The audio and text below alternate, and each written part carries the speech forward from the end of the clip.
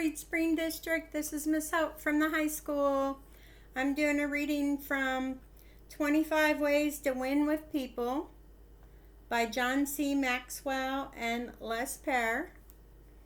And this is a story that one of the authors, John Maxwell, tells about his nephew Eric's first Little League game. So it's a funny, inspiring story that I'll share. When John's nephew Eric was 7 years old, he got ready to play his first game in his first season of Little League baseball. John went to see the game, and of course John wanted to help Eric win. Here's the story as John often tells it. Eric had never played baseball before. He's intimidated, scared, fearful. He's frightened, and his coach thinks it's the World Series. So Eric walks up to the plate. His helmet is way down over his ears. His uniform is way too big for him, and he can hardly hold the bat. He's petrified. So there he stands facing the other team's pitcher, who's always the biggest kid, and his name's Butch. Eric just kind of hugged the bat and closed his eyes and prayed, and that ball went whoosh, strike one, whoosh, strike two, whoosh, strike three. I mean, just like that. And when the umpire said, "You're out," Eric just looked glad to be alive. I'm sitting there thinking, this is my nephew, and he's scared. So I went to that little fence where Eric was, and I said, "Hey, I don't know what they've told you about baseball, but let your Uncle John teach you something.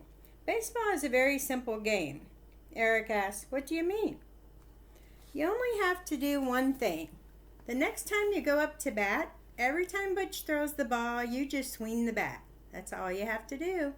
Butch throws the ball, you swing the bat. Butch throws the ball, you swing the bat." Eric looked at me and asked, "That's all I gotta do?" "That's all. Don't worry about hitting that ball, just swing the bat." And all of a sudden, a smile broke out on his face, and he said, "I can do that." I said, "Sure you can do that. Go get him, boy." So the next time Eric got up to bat, Butch threw the ball and Eric swung the bat. He missed it by a mile. In fact, he swung so late the ball was already in the catcher's glove. I'm now beginning to clap my hands. I'm saying, "Wonderful swing, Eric, wonderful swing. That a boy. Every time Butch throws the ball, you swing the bat. Butch throws the ball, Eric swings the bat. Butch throws the ball, he's missing it by about 3 feet. Finally, he strikes out on the third strike. I'm on my feet shouting, 'Eric McCoy, that is the finest strikeout I ever did see in my life. Way to go.' At that point, the coach looks up into the bleachers and gives me a dirty look. Now, to be honest, I didn't think Eric was going to get a hit that day. But in Little League Baseball, if the ball goes anywhere in fair territory, you never stop running. Well, I didn't think it was going to happen, but it did. The third time up, Butch threw the ball. Eric swings. The ball hits the bat. It wasn't a crack out into center field. It was a thud. As soon as I saw the ball was fair, I'm out of the bleachers, and I'm running down the first baseline saying, "Eric, keep running, keep running." As Eric goes around first base, I cut across the infield as fast as I can. I'm now at third base, and I'm saying, "Come on, Eric, come on." Eric rounds third base, and together we slide safe into home. Eric gets up and brushes off his uniform. I get up and brush off my suit. And as we walked off the field, I just looked at the coach and gave him a smile. We went home that day to Eric's house. His parents had to work and didn't get to see the game, but we replayed it for them. I stood in the middle of the living room, and I pretended to be Butch, and Eric stood by the piano bench, which was home plate. I threw that pitch. He hit that ball. He went around the bases, and Eric slid safe under the piano bench. We all stood up and gave him a standing ovation, and that day, we launched Eric into his Little League baseball career. Eric is all grown up now. But at about the time he was ready to graduate from high school, Eric came out to visit me. And he said, "Uncle John, I've got some exciting news to tell you. You remember my first Little League baseball game?" "Of course I do." And we reminisced about it. "I've never forgotten it," Eric said. "And I just want to tell you, this year I'm going to college on a baseball scholarship." So when I think about this story, it sort of takes my breath away, because that's what it's like to have someone believe in you, and that's like how it is for parents and grandparents and everyone in your life, everyone at Reed Spring District, all of us to believe in you, like we're running around those bases with you. And it was so exciting for Eric. But if his Uncle John wouldn't have been there that day at the game, ran those bases with him, cheered him on, told him, hey, it's simple. This is all you have to do. He probably wouldn't have played another game of baseball. He probably wouldn't have went that far with it. Definitely. What I want to get across is we all do need a cheerleader in our life. Kids especially, students.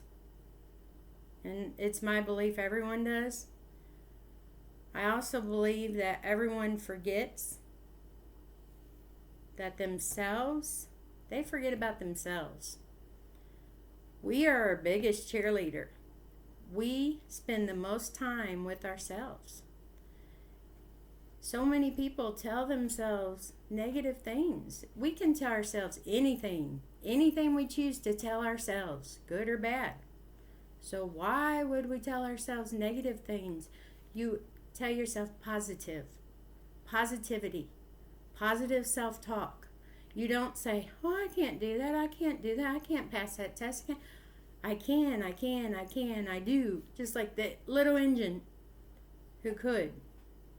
Said, chicka, chicka, chicka, I think I can. I could. I did. He did. You have to believe it. So,